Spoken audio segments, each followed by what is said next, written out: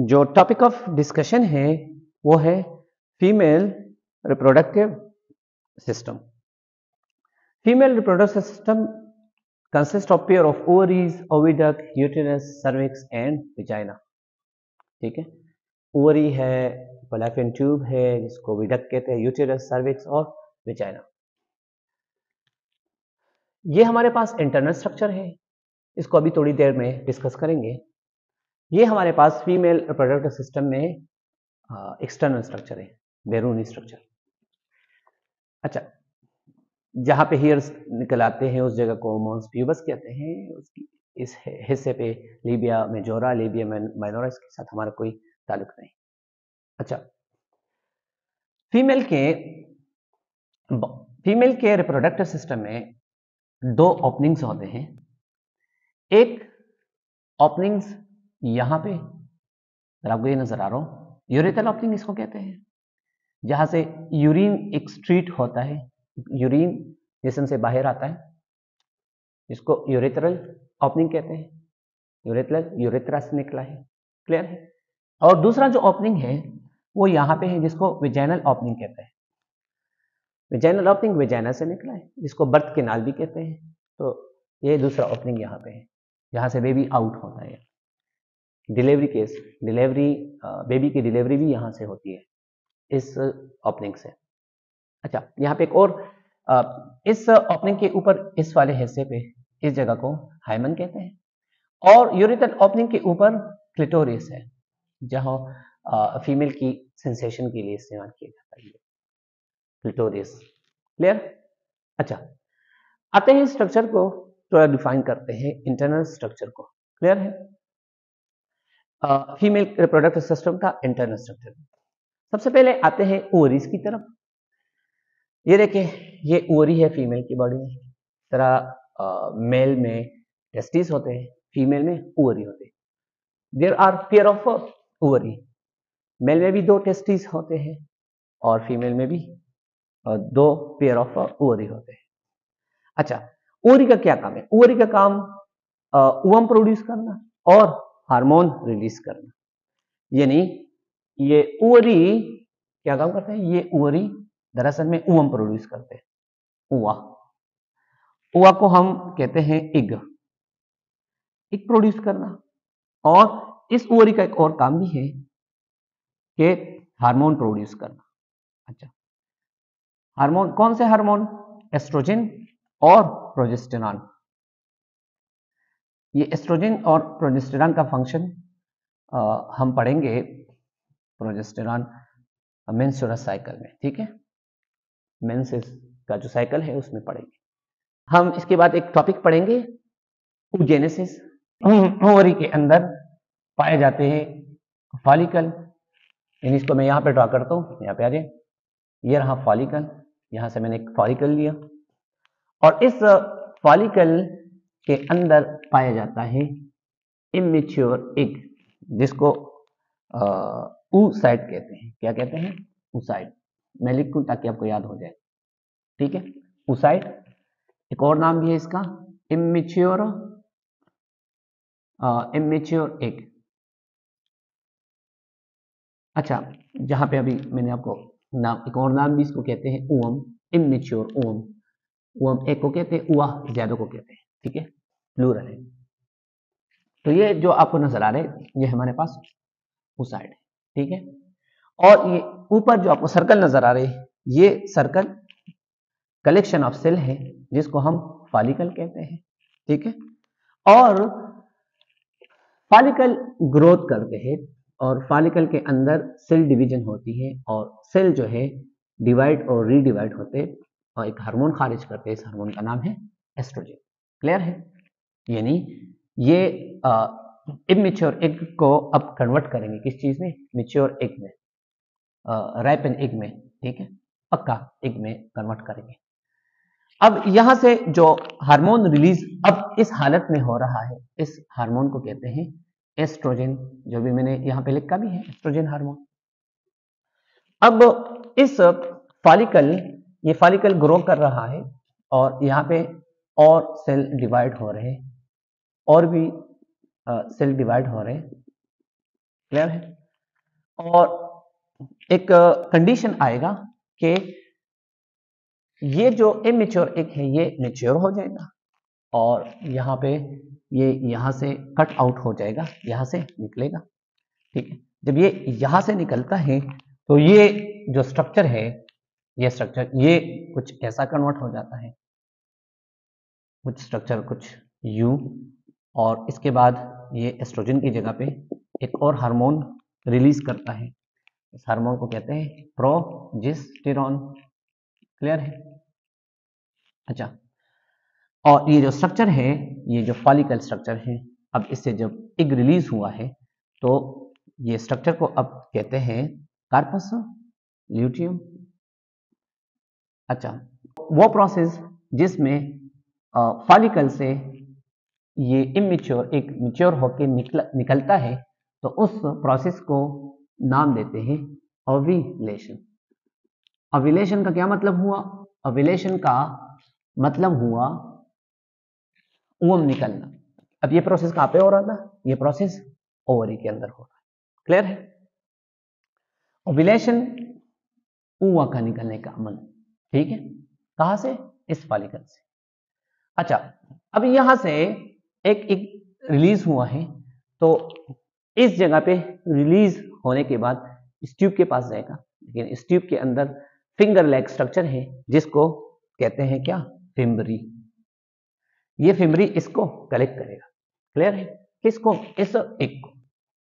अच्छा, फिर यहां से एग चला जाएगा कहां पे? दूसरे हिस्से में, जिस हिस्से को कहते हैं फैलोपियन ट्यूब। एक और नाम भी है इसका, ये याद रखना है। ठीक है, इसका एक और नाम है, इसको कहते हैं ओविडक्ट। अच्छा, ओविडक्ट कितना लंबा है? तकरीबन राउंड अबाउट 10 सेंटीमीटर लॉन्ग है, और there are pair of oviduct या पेयर ऑफ फैलोपियन ट्यूब। एक फैलोपियन ट्यूब ये है और दूसरा फैलोपियन ट्यूब या ओविडक्ट वहां पे। क्लियर है? अच्छा, याद रखिए इस फैलोपियन ट्यूब के अंदर स्मूथ मसल्स होते हैं जिसमें सेलिएटेड और नॉन सेलिएटेड सेल्स होते हैं। यानी ये फैलोपियन ट्यूब मसल से बना है, इसको हम स्मूथ मसल्स कहते हैं, आप जानते भी हैं। और इस फैलोपियन ट्यूब के अंदर सेलिएटेड सेल पाए जाते हैं। क्या? सेलिएटेड। अच्छा, सेलिएटेड सेल से क्या मुराद है? सिलिया, बिल्कुल बालनुमा स्ट्रक्चर, हेयर नुमा स्ट्रक्चर, उसको क्या कहते हैं? Ciliated cell. यानी इसको मैं अगर यहाँ पे ड्रा करूं तो यहाँ पे इस तरह बालनुमा स्ट्रक्चर इसके अंदर होते हैं, यहां से लेकर इधर तक। इसके अलावा नॉन सेलिएटेड सेल्स भी इसमें होते हैं। नॉन सेलिएटेड सेल भी इस ओविडक्ट के अंदर होते हैं। क्लियर है? याद रखिए जो मैच्योर ओवम यहां फैलोपियन ट्यूब के पास आया है, ये मैच्योर एक सिलिया के थ्रू, यानी यहाँ पे सिलिया इस मैच्योर एग को आगे की तरफ लेके जाएगा। कहां पे लेके आ रहे हैं? इस हिस्से पे लेके आ रहे हैं। यहाँ पे फॉर एग्जांपल रिलीज हुआ था, यहाँ से रिलीज हुआ है, और यहाँ पे वो एग है, फिम्बरी ने इसको लिया है, तो यहाँ पे सिलिया इसको पेरिस्टालिसिस मूवमेंट के थ्रू आगे लेके जा रहे हैं। और पेरिस्टालिसिस आप जानते भी हैं कि जिस तरह हमारे एसोफेगस के अंदर खुराक की नली में कंट्रैक्शन और रिलैक्सेशन होता है और खुराक नीचे की तरफ जाता है, बिल्कुल इसी तरह यहाँ इस एग को सिलिया के थ्रू आगे प्रमोट किए जा रहे हैं, आगे लेके जा रहे हैं। नॉन सिलिएटेड सेल क्या काम करते हैं? नॉन सिलिएटेड सेल जो है ये सिक्रीशन प्रोड्यूस करते हैं ताकि जो ओवम है, जो ओसाइट ओवम है, इसको मॉइस्ट रखे और इसको न्यूरिश रखे। ये नॉन सिलिएटेड सेल क्या काम करते हैं? मॉइस्ट करना और न्यूरिशमेंट देना, एनर्जी प्रोवाइड करना। ठीक है? अच्छा, अब ये जगह अगर आपको नजर आ रही है, ये वो जगह है जहां पर स्पर्म इस एग के साथ फर्टिलाइजेशन करते हैं। ठीक है? ये वो जगह है जहां पे स्पर्म किसके साथ फर्टिलाइजेशन करते हैं? इस मैच्योर एग के साथ फर्टिलाइजेशन करते हैं। ठीक है? इस जगह का एक नाम भी है जिसको एम्प्यूला कहते हैं। आपकी बुक में नहीं है लेकिन फिर भी याद करें, मैं इस जगह को इधर भी लिखता हूं, ये जगह क्या कहते हैं इसको, एम्प्यूला। क्लियर है। एम्प्यूला कौन सी जगह है, एम्प्यूला वो जगह है जहां पर ओवम या मेच्योर एग के साथ स्पर्म फर्टिलाइजेशन कर देने, ओवम और स्पर्म के मिलने की जगह को क्या कहते हैं, उस जगह को एम्प्यूला कहते हैं, और ये पाया जाता है फैलोपियन ट्यूब में। अच्छा, अब ये बात में और वजाहत करेंगे हम जब डेवलपमेंट एजिंग चैप्टर पढ़ेंगे, तो इसमें और वजाहत करेंगे कि किस तरह ये फर्टिलाइजेशन होता है, फिर यहाँ पे आके ये प्रोडक्ट प्रोसेस और बाकी प्रोसेस किस तरह होता है।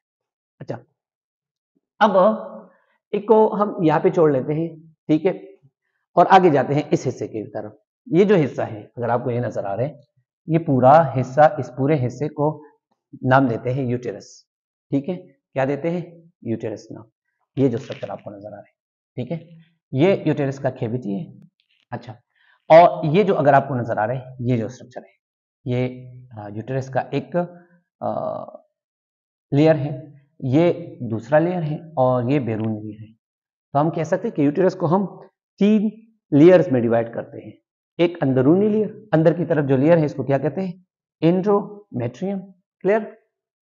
और ये जो दूसरा लेयर है, ये दूसरा लेयर है मायोमेट्रियम। क्लियर है।